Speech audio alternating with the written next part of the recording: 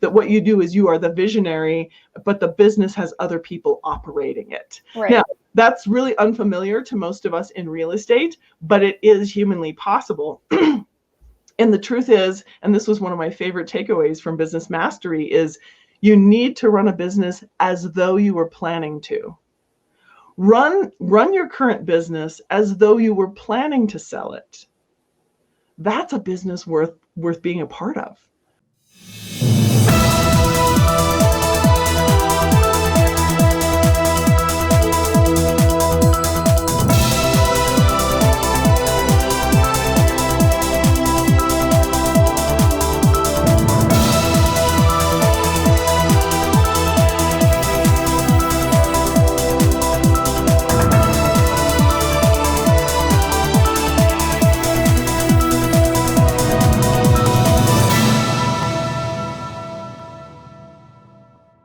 Hello, good morning, happy Friday. Happy Friday, Amy. Thank you for joining us today. Oh, my pleasure, always.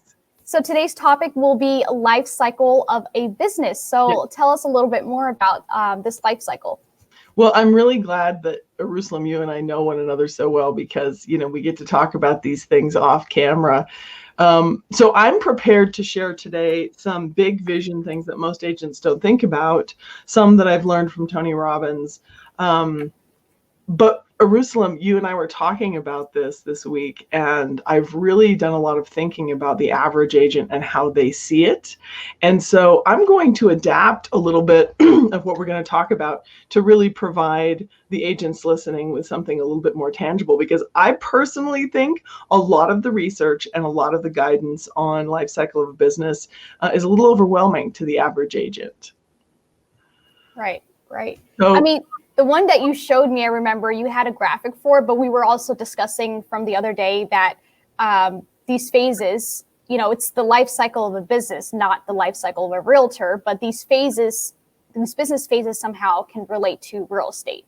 Sure. Like it can relate to any other business. Sure, absolutely. But I think the average agent is just a little overwhelmed by the in-depth specificity of what another type of a corporation might be looking at to grow. So the other thing that we talked about is the difference between being a business and being self-employed. Mm-hmm. And so I just want to clarify for the agents listening, it's probable that right now you're self-employed, right? You aren't necessarily running a business, because a business, the definition that I know is that you could step away from it. Right, a business is something that has systems and processes that you could teach another person, or that you could sell the entire operation to someone else and they could run the business. If your business is your personality and your hours of effort at negotiating, that's not a business, that's a job, and that's okay. And that's the other thing, is I don't want any of the agents listening to think that we are shaming you or insisting you have to do it differently. Plenty of agents love being a realtor. Love being a realtor, love the highs and lows, love dealing with people. And they really, they're there in the clutch when things get hard, and they save it and they get things closed, and they love that job, and that's great. So when you have a coach or a trainer or a broker come to you and say, where's your business plan? Have you considered hiring an assistant? You might get kind of triggered and kind of distressed, like, I'm too busy for that. And that is really the kind of tripping hazard in the life cycle of a real estate business. Is we scramble to get busy, right? Help, I need transactions in the pipeline. And once you have enough, once you have quite a few things under contract, it feels like now is not the time to work on my systems. Now is not the time. I'm too busy for that. I don't even have time to hire an assistant. I just got to get through this. I got to get these closed. And so they go scramble, and they get a bunch closed, and then they don't have anything in the pipeline. And then it's like, now what? Right. Or for me as a coach, I'll say, okay, now let's hire the assistant. And they'll say, well, now I don't need one. Now I'm not busy.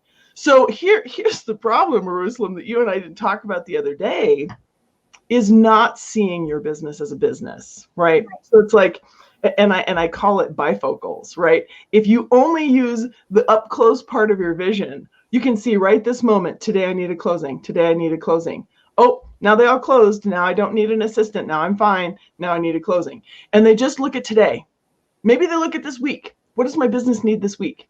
So I've said, use your bifocals. Look at the distance. Use your distance vision. How far out do you want to see your business, right? Where can you see it a year from now, 5 years from now? That's the thing that you need to also be building toward. Because if any business just ran from the moment, this moment right now, they'd never get anywhere.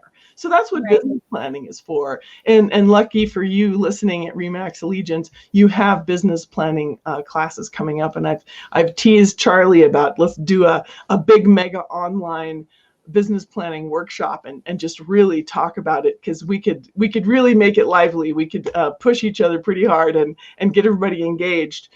So when you have a longer term business vision, when you can see to the horizon, you now have a reason to put some of those systems in place, right? To be able to say something more than this morning matters, right? Where I want all this to be is compelling to me. And I'm willing to not just close the deals in front of me, but I'm willing to do some more system building to build a business that anyone could run. So here I'm gonna walk people through Eyerusalem, that complicated thing that we talked about. Right. I'll share my screen and it'll show, just so that you know what I mean. But then I'm gonna simplify it for those listening. Okay. Please share my screen. This is, I don't know why it's hesitating. It's hesitating. So 10 stages in the life cycle of a business while this is thinking about sharing, or maybe not. Oh, here we go. Okay, that was slow.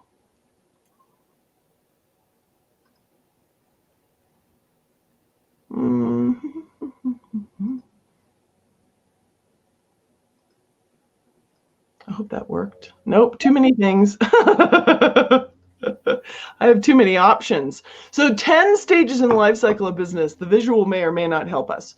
Okay. So, and this is any business, all right? Right. So according to Tony Robbins, you have birth, which is that initial launch concept. Like, I have this idea for a business. So really, there are no components at that point. We can't say, here's how many employees you have at birth necessarily. You're really launching the concept. Infancy is when you're just scrambling to get up and running. And just like with a young child, you're trying to keep it alive. Everything is moment to moment. It's all hands on deck.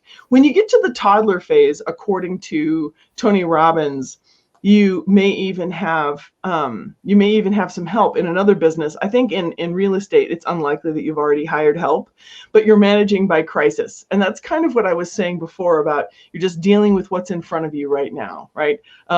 In the book, for those of you who have read The 4 Disciplines of Execution, that's funny in the background.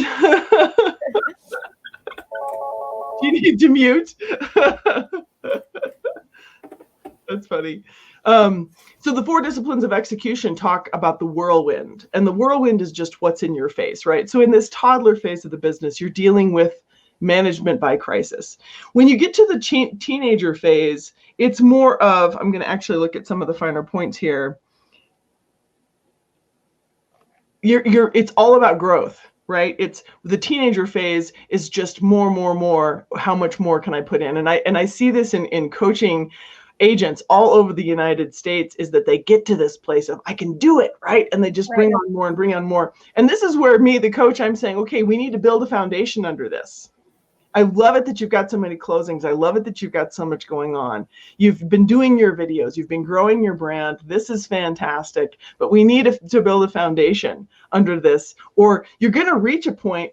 I do talk about houses. Like, you're building this massive addition onto this house with nothing under it, right? So agents, it's like, I've got 10 closings. I've got 12 closings in a single month. And they don't put the support under them that would keep them doing their lead generation and doing their marketing and providing consistent service and getting testimonials and getting referrals. And that's what causes the roller coaster of too much business, too little business, too much business, too little business. And we wouldn't want that, though. I think that roller coaster is very inconsistent, but it does happen within a life cycle of a business. But also, when an agent's like really, really busy, they're at the top of the roller coaster, and they think that momentum will keep going, that they don't really need to plan further. So I think mindset is really important. That's such a good point, Eyerusalem. Mindset is so important. And so that's what I'm keep your eyes on the horizon, right? No, it's hard. It's hard in the midst of the fight. Oh, no, Amy, I don't have time. I've got 12 under contract. I know. And you're about to have 0 under contract. So the question is, at what point can you commit to the horizon? Can you commit to the longer term vision of your business? So according to Tony Robbins, the next, and we're not even, actually, I can just hold up the book and then you can see the visual here. Let me see how. You can't read it because I can hardly read it. But you come to the next, which would be young adult. Okay. And they say at this point in a healthy business, you're beginning to anticipate the future. So remember, we've gone through birth, infancy, toddler, teenager, which is the give me more, right? Oh, yay. Look at you. How the heck did you do that? That's awesome. So the young adult is beginning to anticipate the future, like we were saying we should all do. And they make more committed choices, right? And they limit what they focus on. Ha, ha, ha, man.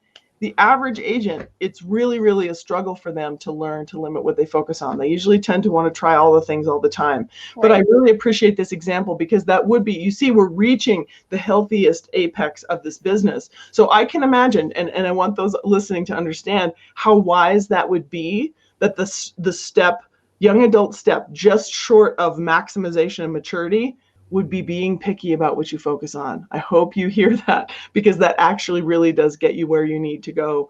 Dabbling in a lot of little things really won't make your business better, right? If you're running a bakery and you do gluten-free and you do vegan and you do, I don't know, whatever it is, however many types of kosher, I don't know, it would be challenging to be all things in one bakery. And if you come up with a new idea that you've heard of this fancy artificial sweetener frosting and you add that and you're constantly innovating and constantly thinking of new ways to do it, better to pick a lane and stay in it to reach that level of maximization and maturity. Thank you so much, Jackie, in the background, for finding the image. So zone of maximization and maturity, I'm going to read this. It's where you reap the rewards. And so many agents don't make it that far, right? They're down here in the toddler, teenager. It's like trying to keep it alive, trying to get as many as possible, trying to keep it alive, trying to get as many as possible, right? They really do struggle. And then maybe they hire a coach and they kind of start over at infancy and say, oh, well, maybe I'm launching this business from scratch. Maybe I'm working on my brand now. And then they go infancy, toddler, teenager, you know what I mean? Just bounce around right there. And they don't reach young adult, whereas they're starting to have some maturity in their vision of their business.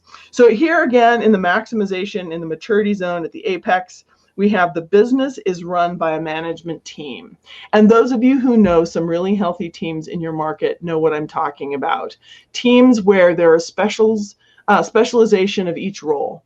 Right. You have somebody who does the transaction management. And Eyerusalem, you know that so well, the contract process. Somebody needs to specialize in that because Eyerusalem, I think you also know from all the classes that you design and teach, there is such a difference between being good at the contract process and being good at marketing or being good on camera, right? And then that person who's good at negotiating or good in the car. So a team, a real estate team who reaches this maturity level and has a management team, has a team running it. They have buyer specialists, they have listing specialists, they have contract specialists, they have marketing specialists. Everything is being handled. And the person who prepares the property is not the same person who negotiates the contract. Now that can tend to be really intimidating and overwhelming to the average agent. And so I wanted to talk about that. Thank you, Jackie, for sharing that. You can take that image down.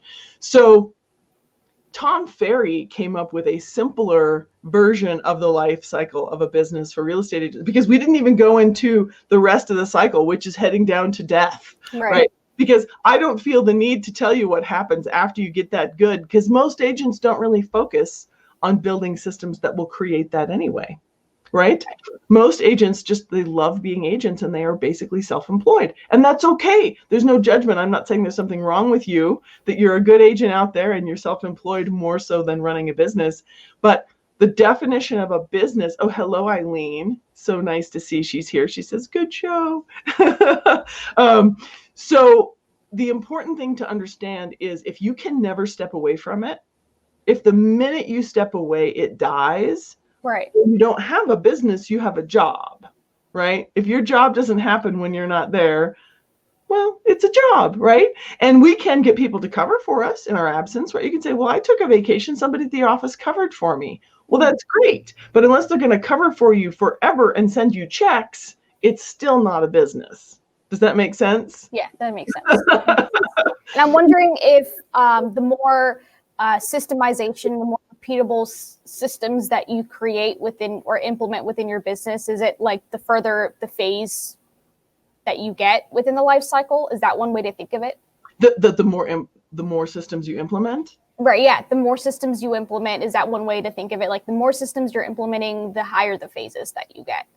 That's a great question. And I think the answer is no, simply because more is not better necessarily. I think it's, do you have a consistent process? That would just be one element, right? Right. Have you quantified? Actually, I'm going to switch my screen so I can see the things.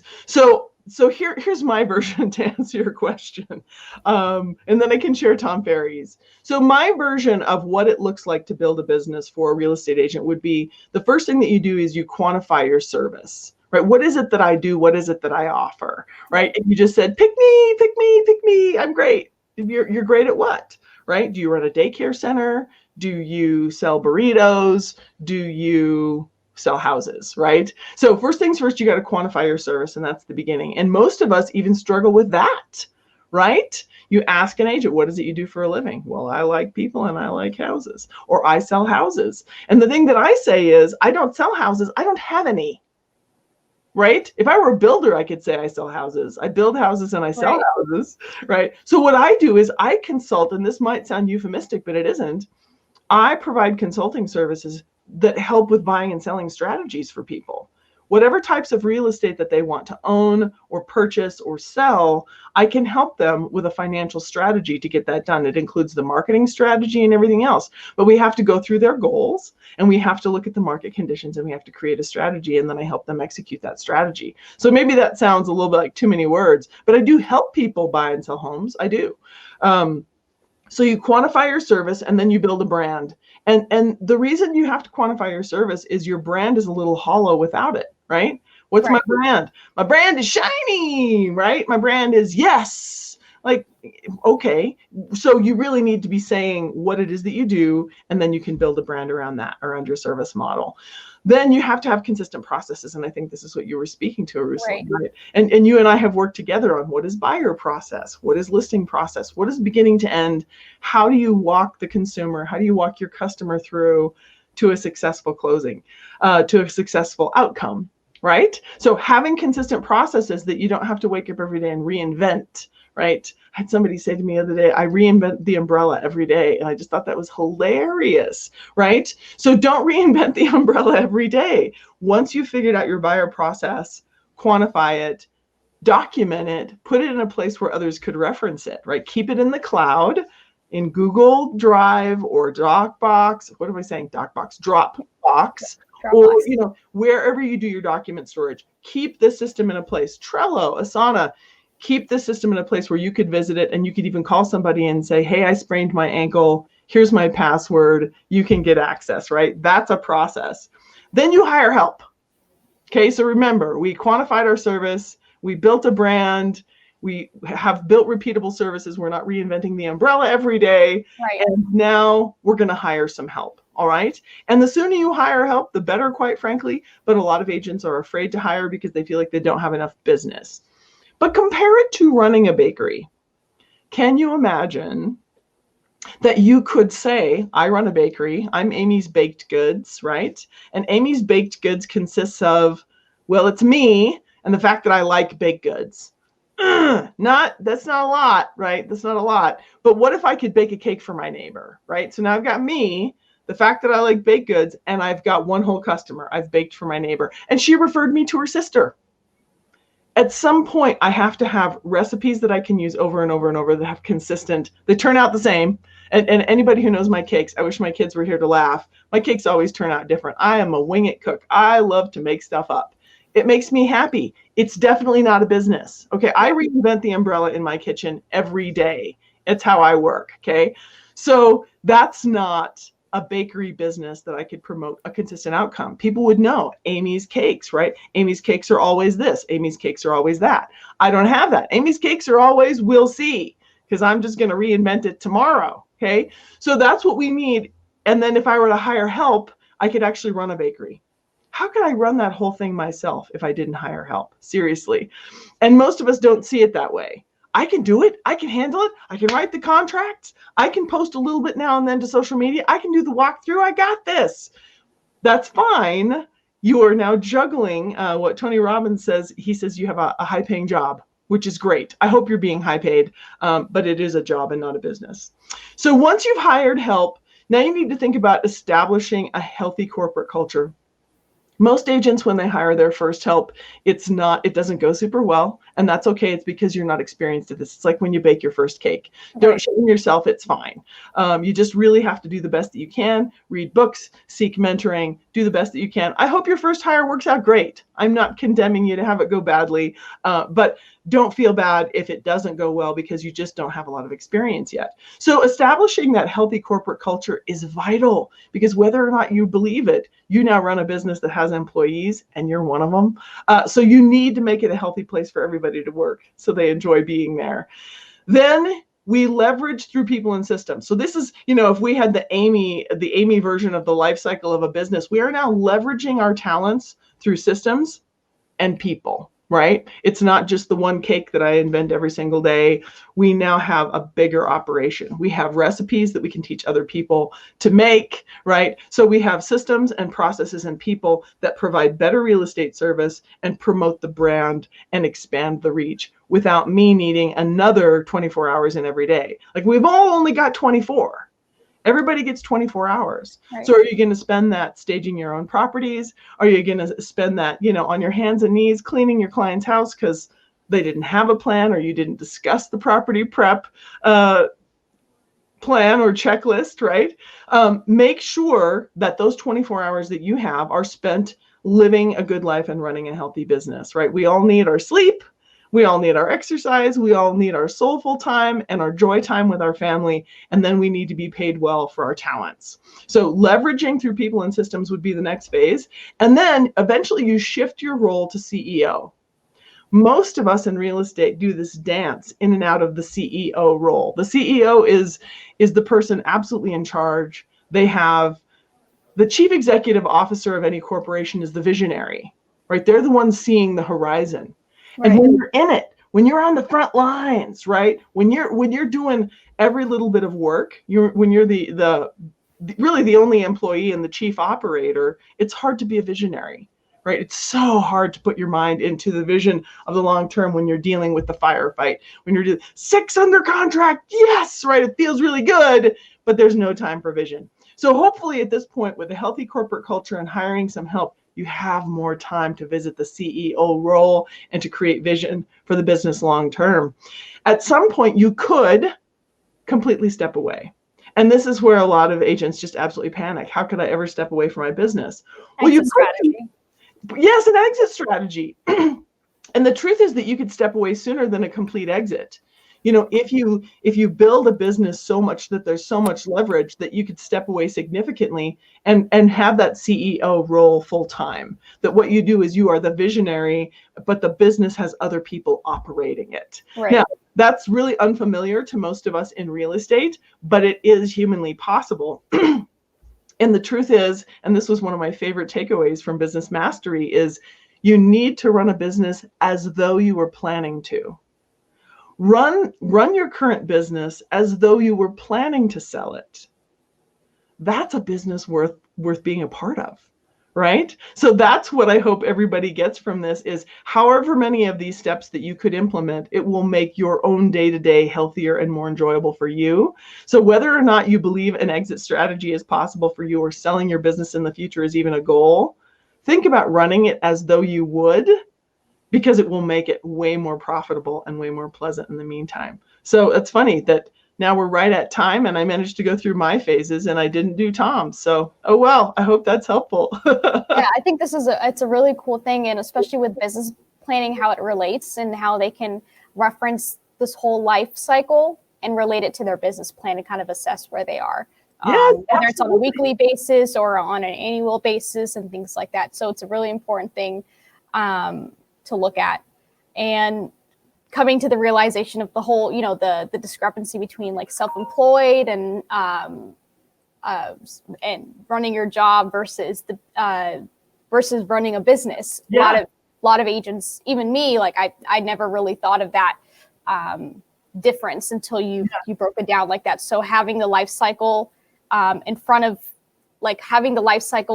us, and then now I don't really think of it the same, right? I think of it as a business, and I don't really think about the whole, like, one person's juggling all these different things, but it really helps the agent put them into perspective about where they are at and where they want to go. So it's a really valuable tool to use. So thank you, Amy, for sharing that with us. You're welcome. I want to leave a parting thought. Yes. For everyone, it is possible to deal with what's in front of you and start to build the foundation that is more of the repeatable systems, right? So that you don't wake up tomorrow and reinvent the umbrella again. It's hard. It's really hard to be the only one making the cakes and inventing new types of donuts and coming up with your own accounting and then figuring out marketing. It's really hard to do that. But I will tell you, put your eyes on the horizon and then make little commitments to little steps. Those, we've heard that guidance from like Darren Hardy of the compound effect, those 1 degree things, the tiny little changes that you make each month will compound over time. It adds up. So don't overcommit and don't undercommit. And once a month, put your eye on the horizon. And for me, honestly, I have to put my eye on the horizon every day to keep myself in motion, because the now is a lot, right? Right. The now is motivating, and it's motivating. Yeah. Right. Because you have your goal in mind in the back end, and that's a good mindset to have every day when you're doing your activity. So that's really little changes. You can do this. Yes. Thank you so much, Amy, and thank you all for watching, and hope everyone has a wonderful weekend.